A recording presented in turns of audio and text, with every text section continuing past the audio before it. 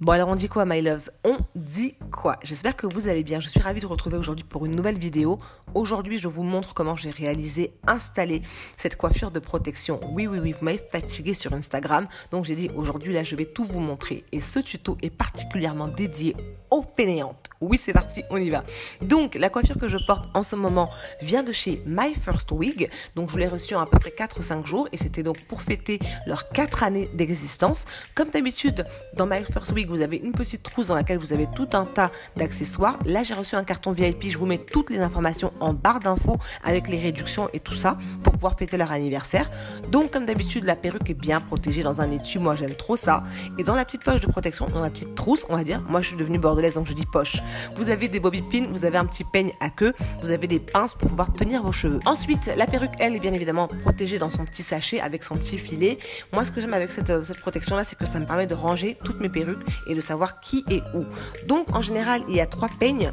Ce que je fais en ce moment c'est que j'enlève les peignes, simplement les peignes sur le devant parce que eux ils me font mal et je garde le peigne qui est à l'arrière. Et comme vous pouvez voir, la définition des mèches de cette perruque là est vraiment fantastique. Ce sont des wavy que j'ai reçues cette fois-ci et j'aime énormément la définition de ces mèches là. Donc le lace, comme d'habitude il y a du lace sur tout l'ensemble. Là il n'y a pas besoin de travail, je n'ai rien fait, je n'ai pas pris plug, je n'ai pas enlevé les cheveux de devant, c'est travaillé par la marque directement. Cette unité là, franchement, là je vous dis, je n'ai rien fait. Comme vous pouvez voir, il n'y a pas besoin de customiser sur le devant. Je vous ai dit, c'est pour les fainéantes. Ce tuto là, c'est pour vous, ok? Vous pouvez séparer les mèches où vous le souhaitez. Et eux, ils ont fait une raie sur le côté. Moi, je crois que je l'ai changé après pour le milieu. Donc, ce que je commence par faire, comme d'habitude, c'est essayer, voir si j'ai pris la bonne taille au niveau du bonnet. Effectivement, là, ça va. Avec mes vanilles, ça va très bien. Donc, je positionne le lace de part et d'autre pour être sûr donc de bien l'ajuster. Comme vous pouvez voir sur le devant, c'est déjà très naturel en fait, il n'y a pas besoin de travailler ça, donc c'est pour ça que cette fois-ci je n'ai absolument rien fait. J'ai juste séparé les cheveux sur le milieu parce que j'avais envie de changer pour une fois et d'avoir une raie sur le milieu. Donc ce que j'ai fait, c'est que j'ai vaporisé de l'eau sur la raie que je venais de créer pour que les mèches puissent bien se positionner.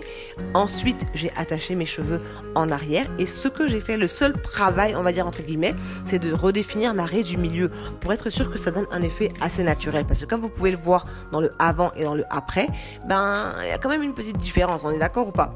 Donc une fois que ça a été fait, j'ai brossé les petits cheveux qui étaient tombés, j'ai enlevé tous les excédents de cheveux enlevés par l'arrêt sur le milieu, il n'y avait vraiment pas grand chose.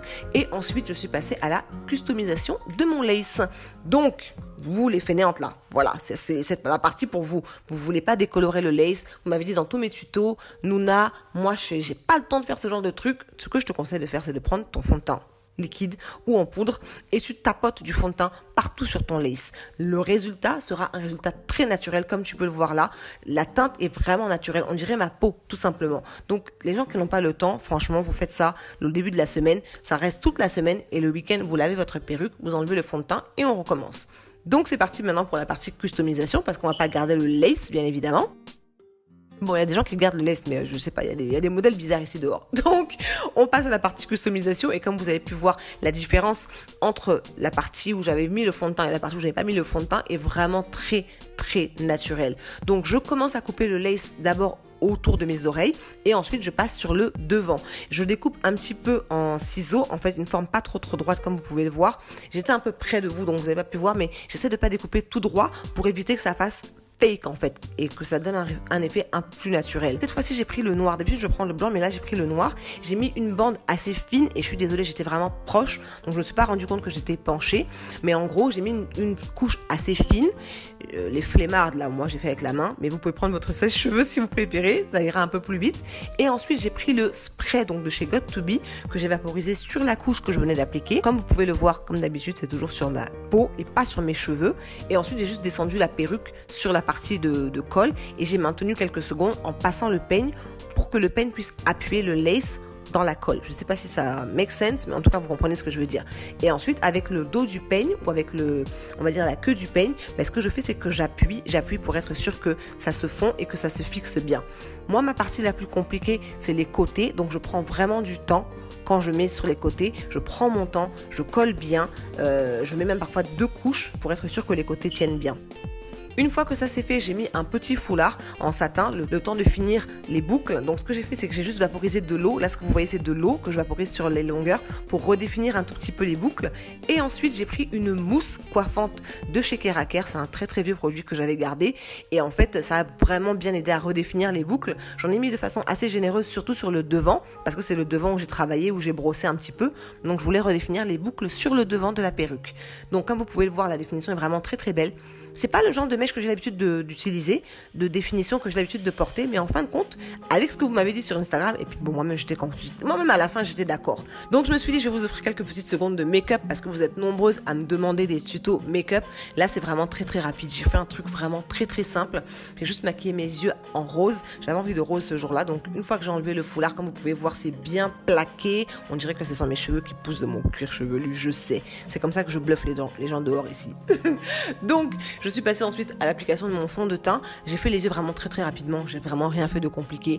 Une couleur sur la paupière, une couleur dans le creux de transition et puis ça s'arrête là, tout simplement. J'ai rajouté un tout petit peu de highlighter parce que j'en avais envie. Je teste en ce moment le NARS Orgasme en fluide, en liquide donc, pardon, et pas en poudre.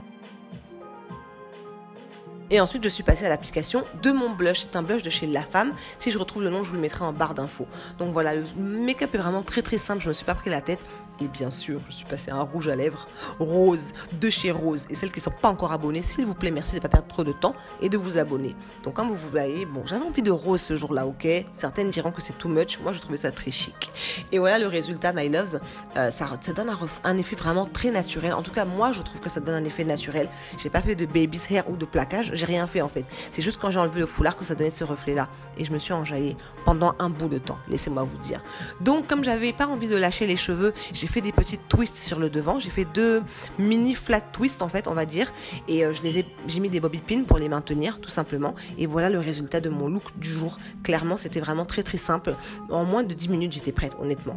Allez, on va dire en un quart d'heure, j'étais prête. Voilà. J'ai spice up un peu le game avec des boucles d'oreilles, des petits bijoux de cheveux. Et puis bon, on va circuler là. Donc voilà my love, j'espère que cette vidéo vous a plu. Si jamais c'est le cas, n'hésitez pas à la liker, à la partager bien évidemment, à me dire si ça vous semble plus facile que les autres tutos que j'ai fait, parce que franchement c'est vraiment très très rapide. Tu reçois ta perruque, tu coupes, tu mets du fond de teint et puis tu peux circuler. En attendant la prochaine vidéo, moi je vous fais plein de gros bisous et je vous dis à bientôt. Mouah.